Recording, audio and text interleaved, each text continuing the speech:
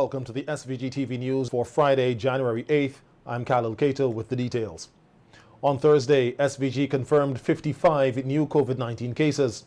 The National Emergency Management Organization says 52 of these new cases are nationals without a recent travel history, bringing the total number of local cases under investigation to 80. The other 3 new cases are non-nationals who arrived on the island between December 31st and January 4th with negative PCR test results and subsequently tested positive during quarantine.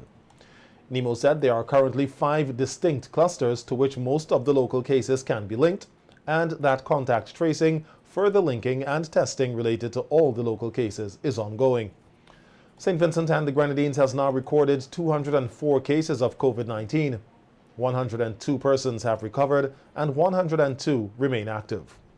NEMO said all positive cases will continue to be isolated until cleared by 2 negative PCR tests, and that persons with flu-like symptoms such as sore throat, fever and coughs should go to the nearest district flu clinic, ensuring that they wear appropriate facial coverings. Persons with flu-like symptoms are asked not to use public transportation where possible.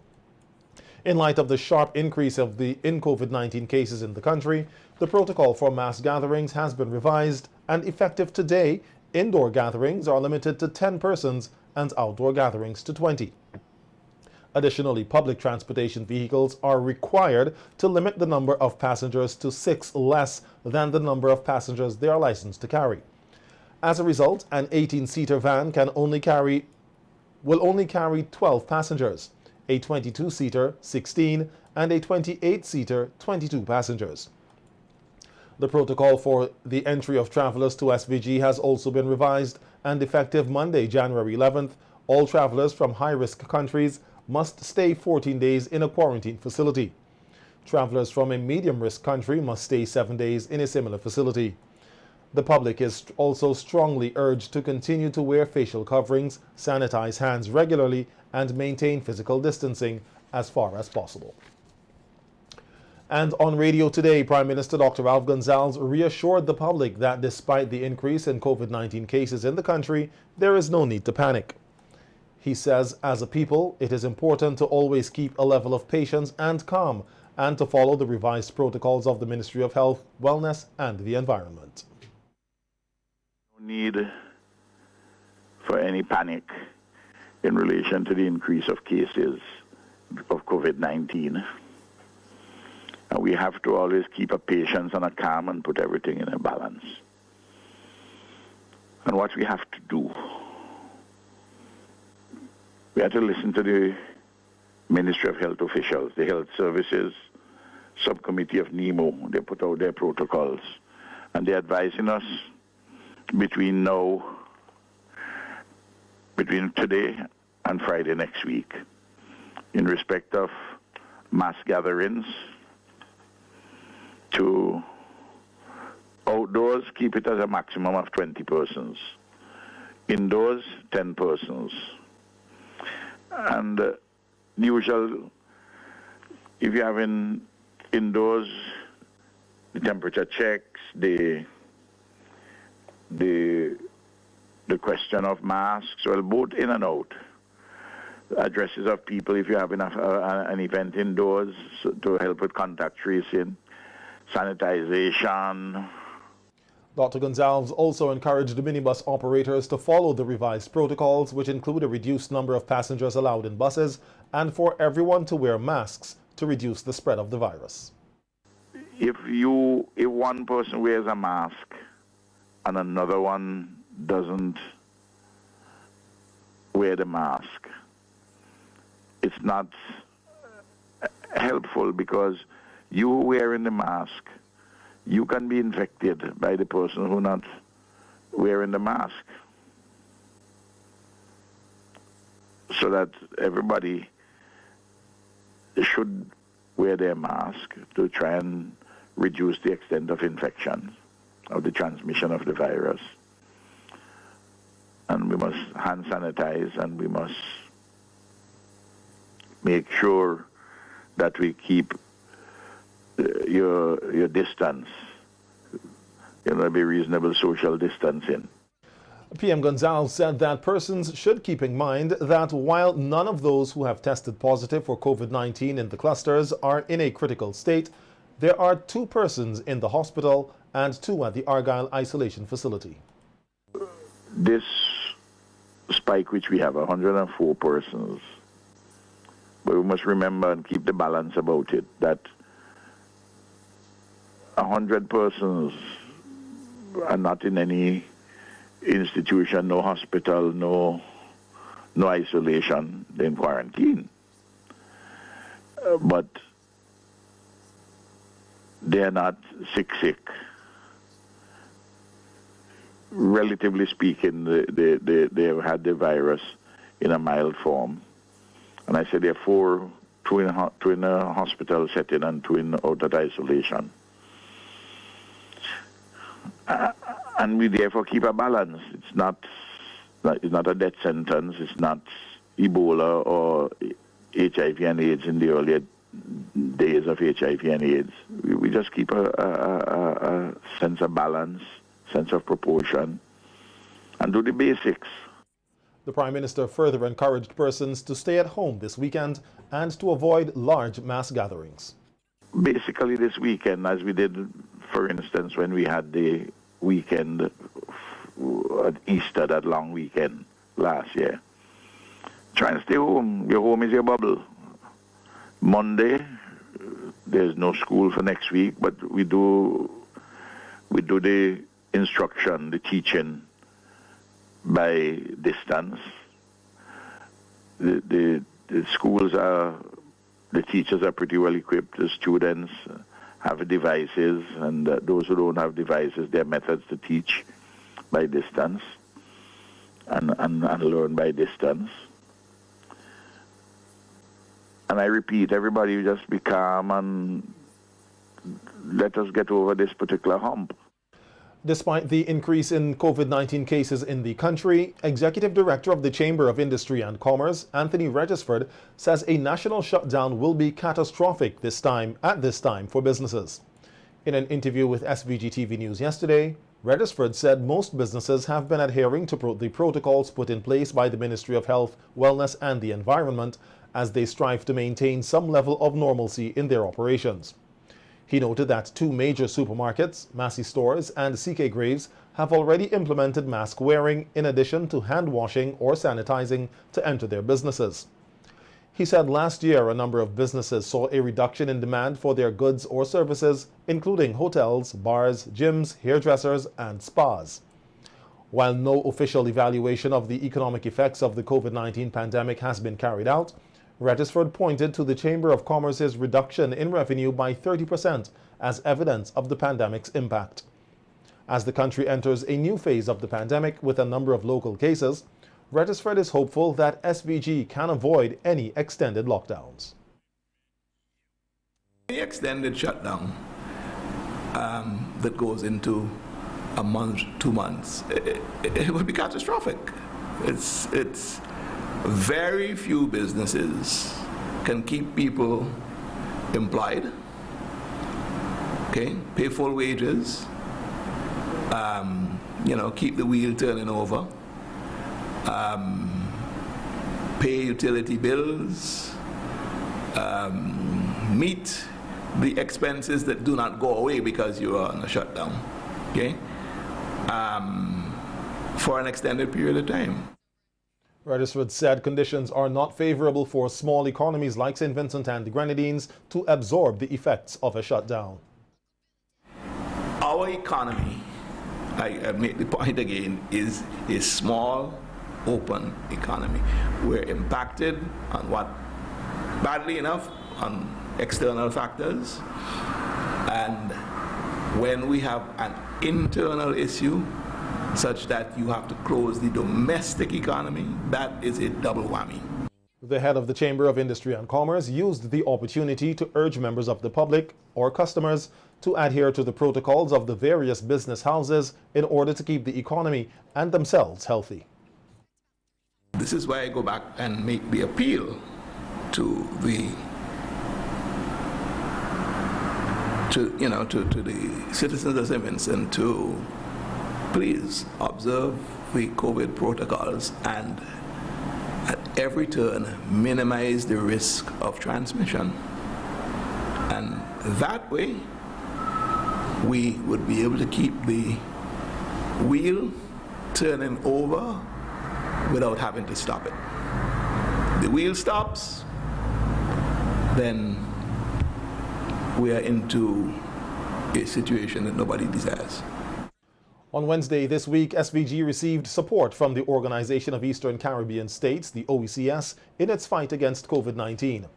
The OECS PPS, the Pooled Procurement Service, distributed a donation of 1,000 RT-PCR test kits, the gold standard in COVID-19 detection, which were purchased with support from the government of the Federative Republic of Brazil. This donation was transported to SVG through the Regional Security System, RSS, and was received by Chief Laboratory Technician Elliot Samuel. Samuel expressed gratitude on behalf of the Ministry of Health for the timely donation. The government of Brazil donated $100,000 to the OECS in support of the COVID-19 response, which was used to obtain testing supplies. 8,000 swabs or sample kits have already been distributed to the 9 participating member states of the OECS Pharmaceutical Procurement Services, PPS. 5,000 PCR test kits have also been delivered, with 2,000 kits going to St. Lucia and another 2,000 to Grenada. The OECS Secretariat said the remaining 1,000 kits will be used to support other member states in their response to clusters of COVID-19 cases that the region is now experiencing.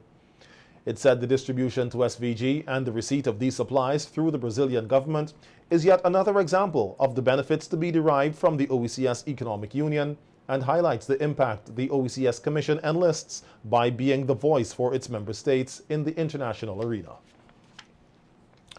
Residents of communities that are in the red zone of the La Soufrière volcano say while they are concerned about the threat of the volcano, they are more so worried about the country's COVID-19 situation. Fancy, Owia, Point, and Sandy Bay are some of the communities on the windward side of the island that are in the red zone of the volcano, which is going through an effusive eruption.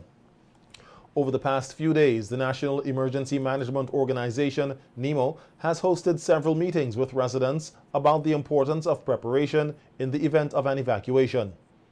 Our news team visited the North Windward area today and residents of Fancy in particular.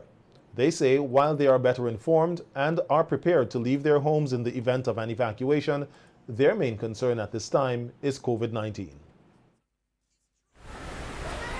I prepared to move if the government said to move. But presently I'm feeling okay, I'm not frightened, I'm not scared, I'm as usual, you know.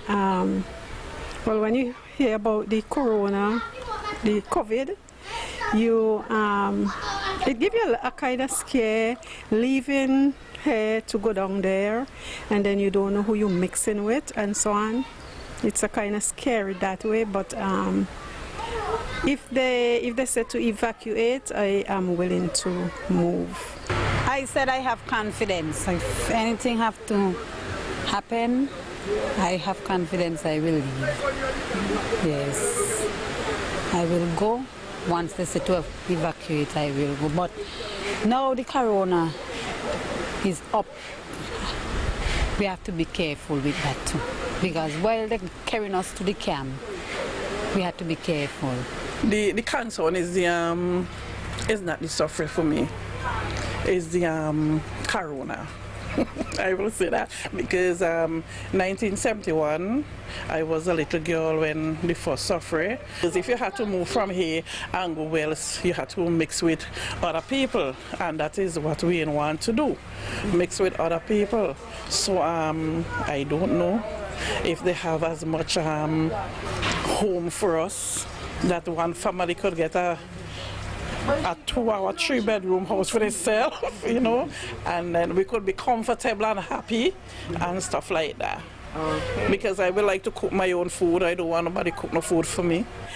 Yeah, well, we know we can get COVID, you know, so yeah, we are prepared for that as well too. One resident of Point is of the view that there are not many details on the local cases and feels that the Ministry of Health owes it to the nation to provide such key information. Not having enough information and stuff like that is a concern for everybody.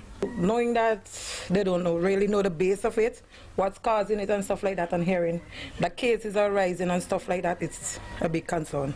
As we were saying this morning, if you know North Windward have a certain amount of case, and you know when you go to North Windward you have to gear up, or if you're going to Kingston or South or wherever you go in the country, you can know, well, if I go here, I need to be more protective than if I'm at home or stuff like that. Online classes for students across St. Vincent and the Grenadines will commence this coming Monday, January 11th, and the Ministry of Education has recommended that primary school students be exposed to at least 2 hours of instruction daily. In a statement today, Minister of Education Curtis King said secondary school students will do an additional hour, which means they will have 3 hours of instruction daily. The primary schools will be exposed to 2 hours of instructions. These 2 hours would be broken down into half-an-hour slots. And between these half-an-hour slots, you will have 15 minutes break. For the secondary schools, the ministry has recommended a 3-hour day. And the Form 1s to the Forms 3s, they will be exposed to 45 minutes period or slot, whereas the students who are in the CXC programs from Form 4 to Form 5, the schools are allowed that flexibility to so organize the period to the benefit of the students. King encouraged parents to provide a conducive area in their home where children can take part in their online classes. We are asking you kindly to create a conducive environment for each child, for your children, so that they would be in a position where they can maximize the teaching that is offered. I want to urge the students to also be prepared. You too must get to your workstations on time, get the necessary items that you need for classes, your books, your devices, what have you, so that very little time can be lost in doing what you are supposed to do. Minister King also asked that teachers prepare their work on time and continue to operate in a professional manner. Because, as I indicated, yes, it is school away from school. So be punctual, be well prepared for your work, and very importantly, things like your dress code, the language you use during instructional time, all these things would be very important, and we expect that they would form all part of your professional delivery. Similarly, the ministry officials and principals, I'm urging you to continue to provide the necessary support that our teachers, our students, and parents would need to maximize the benefits out of this entire process. Never mind the challenges. As I indicated earlier, challenges are there to surmount. Let us work together to surmount these challenges. And in light of the threat of the La Soufrière volcano to communities in the northern part of the island, a president of the SVG Teachers Union, Oswald Robinson, is encouraging teachers in these areas to be in a state of readiness. Say to our teachers, don't panic. Because if the authorities gave an instruction for evacuation, panicking alone could traumatize you and it could lead to other serious complications. Okay? So we try to say to our teachers, yes, you have to be in a state of readiness. Have your relevant documents put aside at a safe place that is easily accessible. Pay attention to the people who are vulnerable in the community, the people who are physically challenged, the elderly, and even people with young children, babies. Because those are the ones most likely would be the first persons for the authorities to try to make safe. In an interview with SVG-TV, Robinson said that on Tuesday this week, members of the SVG-TU went to speak with the teachers who are living in the North Windward area. He said the teachers shared several issues of concern, including accommodations, if they have to be evacuated. Look at the advantages and disadvantages of that from different perspectives.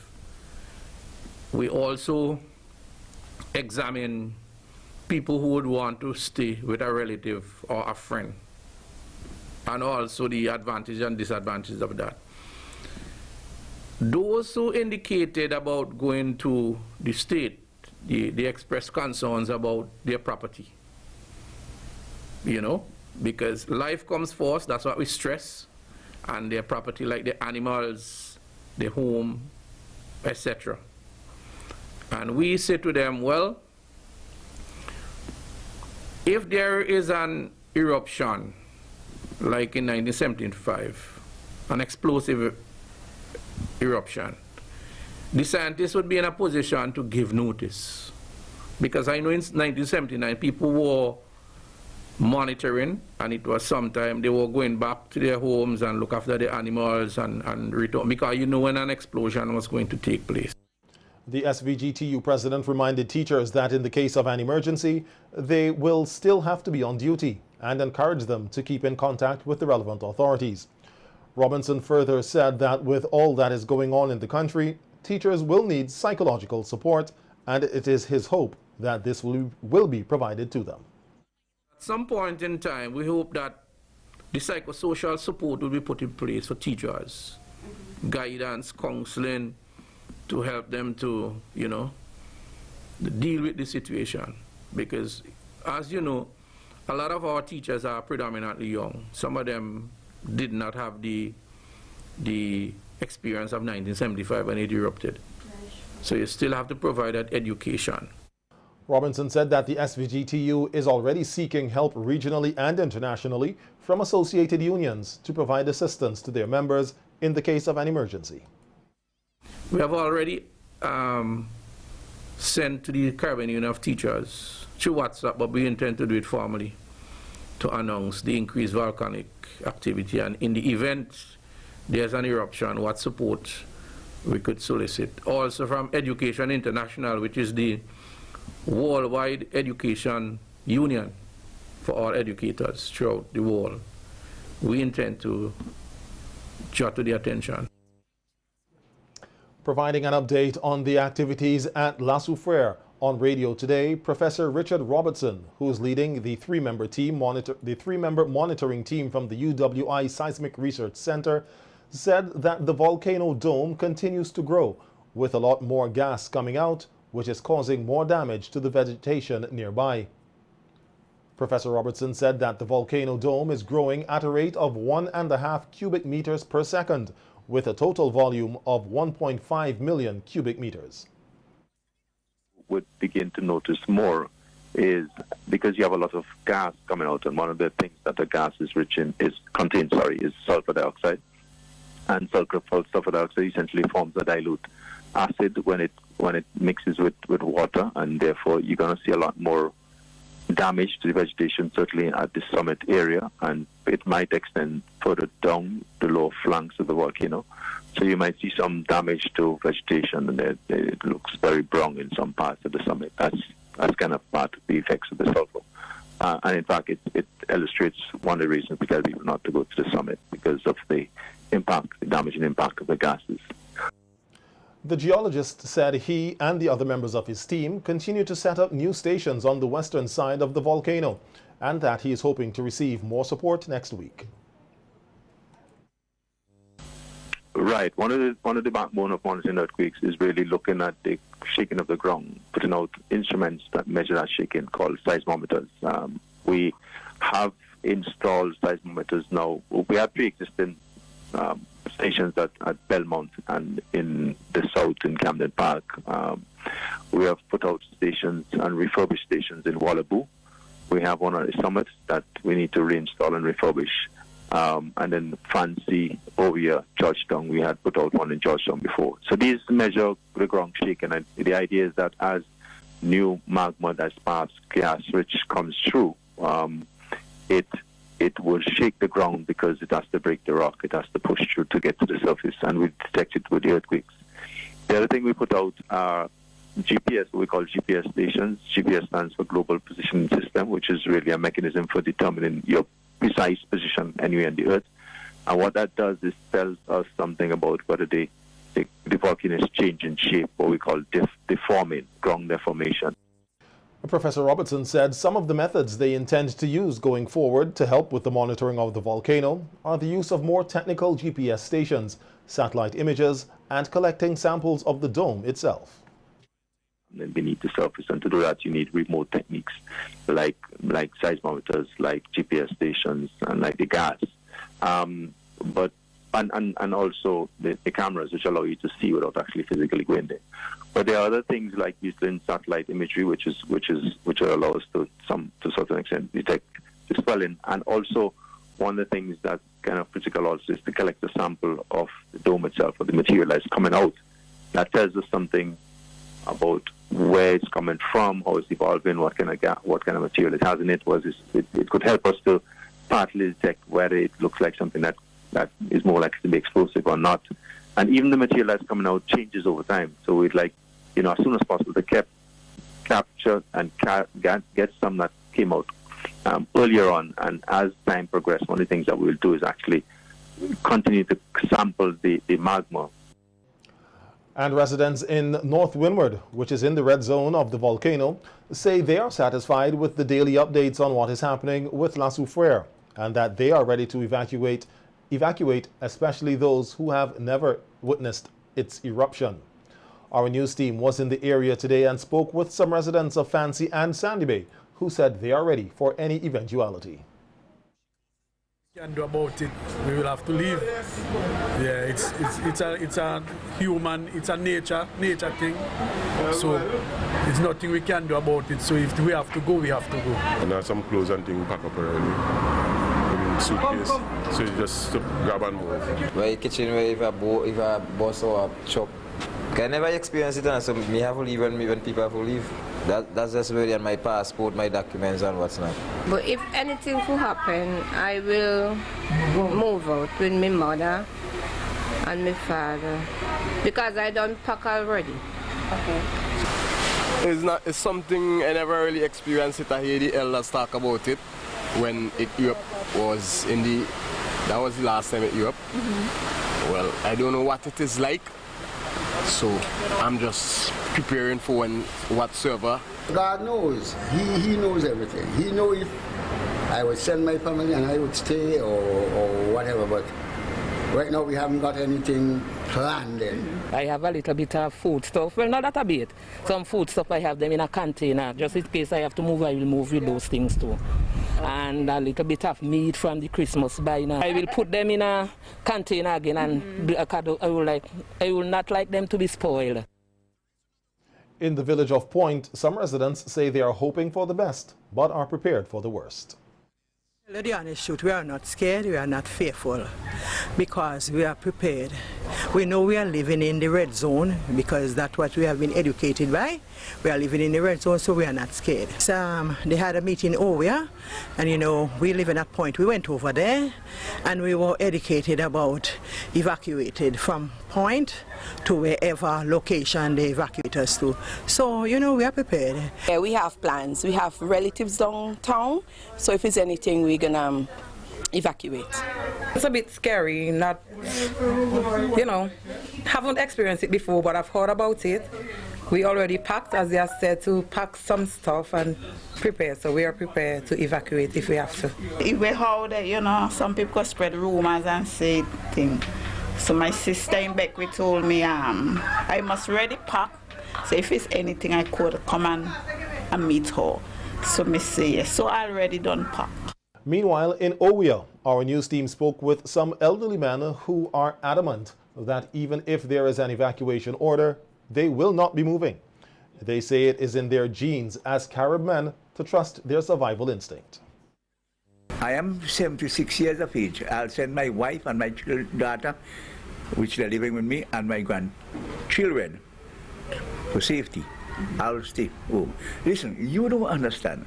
This little village built up since 1979 to be a very nice village. A lot of people invest a lot of money here. Good? But so what should I do? Go and leave them, and thieves come and take them, thief them, and sell them for $5 and $10 on the street value? No, I would never do that. I will stay here, right? If it worst come to the worst, my wife and my children know I am here. I am not moving. I'm telling you the truth. I am not moving. This Carib man is not moving. I will not leave. I will stay. Me staying. Well, if you're up and you got too much thing, you stay no. Full of water and thing and keep water. Once you got a good long stage, you could go down and breeze. Block up all space. With duct tape and put cloth. That's what I do the last one. Right here. So when you stand up right here, even road there too. When you stand up here, you will see everything on the hill over there, rolling like a wolf. That is 1979 until things happen. But maybe when the wind breeze blow, once the breeze comes from so, then we'll know we go safe. In the various communities, there are specified disaster awareness groups, and members have been going house to house to collect relevant household data, which will be useful in the event of an emergency. Meanwhile, the Volcano Sensitization Committee community meetings, to be held by the National Emergency Management Organization have been cancelled until further notice. On Thursday, members of NEMO met with residents of Sandy Bay to update them on the volcano and to review the community volcano emergency plan. They were planning to host a similar meeting with residents of Georgetown tomorrow, but that meeting has been cancelled due to the new COVID-19 protocols in place limiting public gatherings.